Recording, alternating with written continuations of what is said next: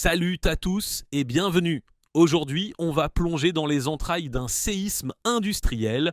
Vous avez sans doute vu passer les titres récents. Stellantis licencie massivement, Fiat casse ses prix et son patron propose, tenez-vous bien, de brider volontairement les voitures.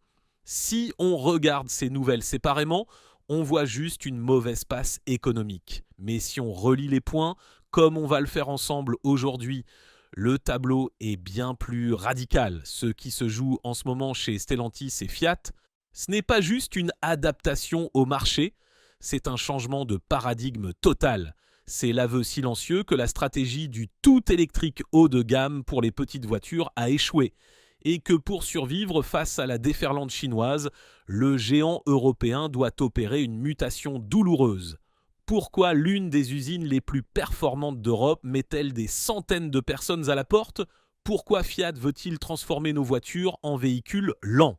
Et pourquoi, dans un mouvement de panique technique, essaie-t-il de remettre des moteurs essence dans des voitures conçues pour être électriques ? Installez-vous confortablement, on décrypte ce que Stellantis ne dit pas officiellement dans ses communiqués de presse.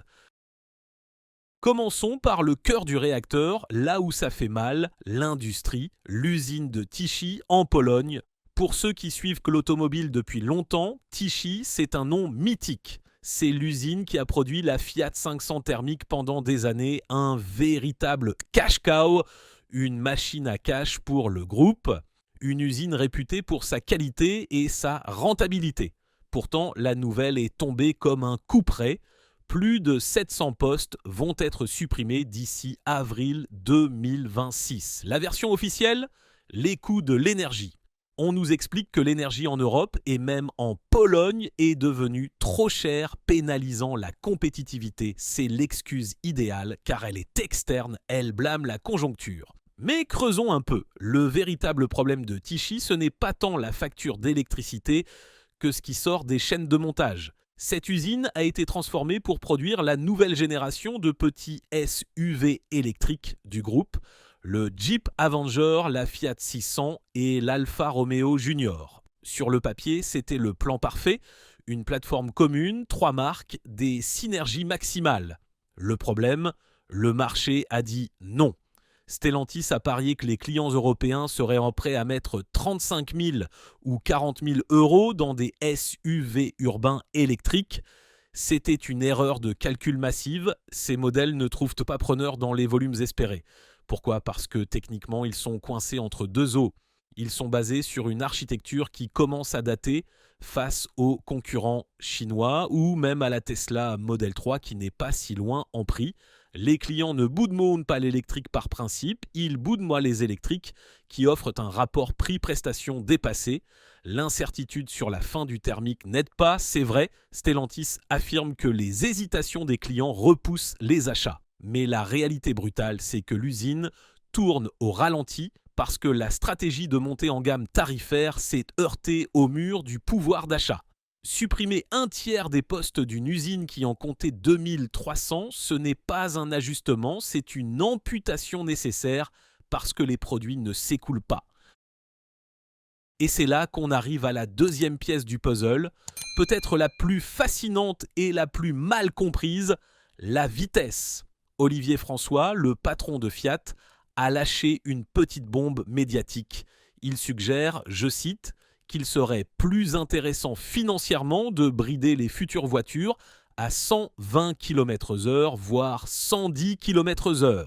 L'argument marketing est tout trouvé, la sécurité routière.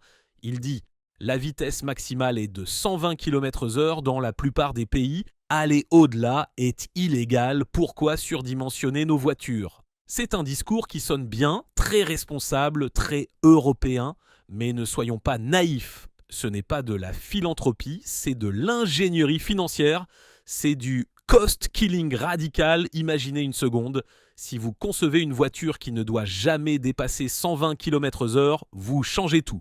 Premièrement, les pneus. Vous n'avez plus besoin de gomme certifiée pour des vitesses élevées, indice V ou W. Vous pouvez monter des pneus plus standards, moins chers, avec une résistance au roulement optimisée pour l'autonomie, plutôt que pour la tenue de route à 160 km/h. Deuxièmement, le freinage, l'énergie cinétique à 150 km/h est bien supérieure à celle à 120. Brider la voiture permet de réduire la taille des disques, des étriers et d'économiser du poids et des matériaux coûteux. Troisièmement, le refroidissement. Une batterie et un moteur électrique sollicités à haute vitesse sur autoroute chauffent énormément. Si vous limitez la vitesse, vous pouvez simplifier le circuit de refroidissement, réduire la taille des radiateurs et des pompes et surtout, le point crucial, l'électronique. Les nouvelles normes européennes imposent des aides à la conduite, ADAS, de plus en plus complexes. Pour qu'un régulateur adaptatif ou un maintien dans la voie fonctionne de manière fluide à 140 km/h, il faut des capteurs, des radars et des caméras de très haute précision, donc très chères. À 110 ou 120 km/h, les exigences techniques baissent. Olivier François le dit presque ouvertement, c'est une mesure moins onéreuse que l'intégration systématique de technologies avancées. En résumé, sous couvert de sécurité, Fiat prépare le terrain pour devenir un constructeur low-tech.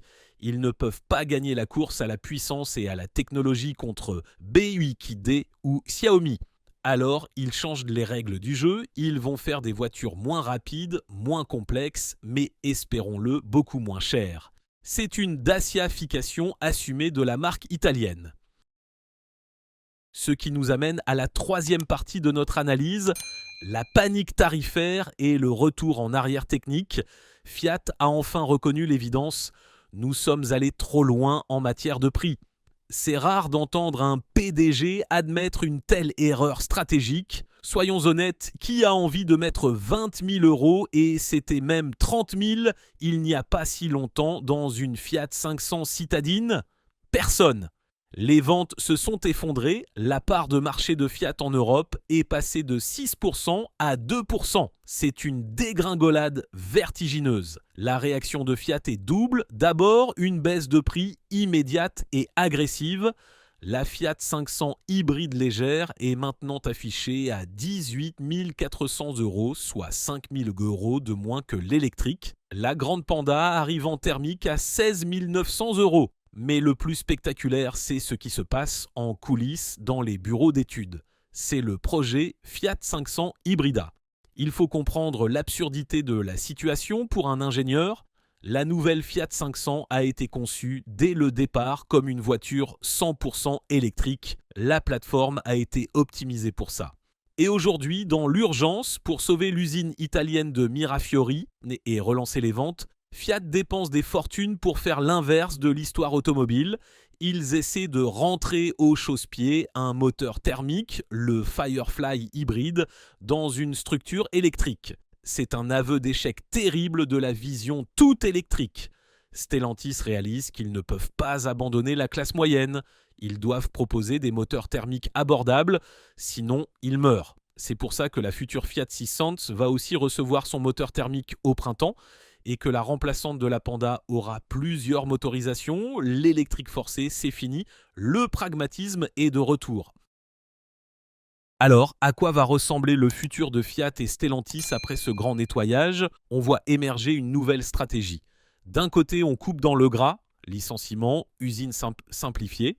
De l'autre, on simplifie le produit, limitation de vitesse, retour du thermique simple. Et enfin, on lance de nouveaux modèles conçus dès le départ pour être économiques. C'est là qu'entrent en scène la Grande Panda et le futur successeur spirituel du multiplat. Oubliez le multiplat bizarre des années 2000. Ce que Fiat prépare, c'est un retour au véhicule familial, utilitaire, simple et robuste, un concurrent direct du Dacia Duster ou du Jogger. Fiat veut revenir sur le segment des monospaces ou des crossovers familiaux, mais avec cette nouvelle philosophie. Pas de superflu, si la voiture est bridée à 120 km/h, si elle utilise des matériaux recyclés ou bruts à l'intérieur, si elle partage 80% de ses pièces avec la Citroën C3 ou la future Panda, alors Stellantis peut espérer casser les prix. L'objectif est clair. Proposer des prix d'appel inférieurs à 15 000 € pour les citadines et reconquérir les familles qui ne peuvent pas plus s'acheter de voitures d'hier neuves. En conclusion, ce que nous disent ces actualités du 14 janvier 2026, c'est que l'industrie automobile européenne sort de sa période de déni. Stellantis pensait pouvoir vendre des petites voitures au prix des grosses grâce à l'étiquette électrique. Le marché les a punis, les parkings d'usines sont pleins, les chaînes s'arrêtent. Maintenant, c'est l'heure du réalisme. Ça va faire mal socialement, comme on le voit en Pologne, ça va faire mal à l'ego des ingénieurs qui doivent tant brider leurs machines et revenir aux vieux moteurs essence, mais c'est peut-être la seule voie pour que Fiat reste une marque populaire et ne devienne pas une relique du passé réservée à une élite urbaine. Reste une question pour vous, les conducteurs. Seriez-vous prêt à acheter une voiture neuve, garantie, stylée mais bridée à 120 km/h et techniquement simple si elle coûtait 30% moins cher que les autres? Ou préférez-vous vous tourner vers les constructeurs chinois qui, pour le même prix, vous offrent la surenchère technologique?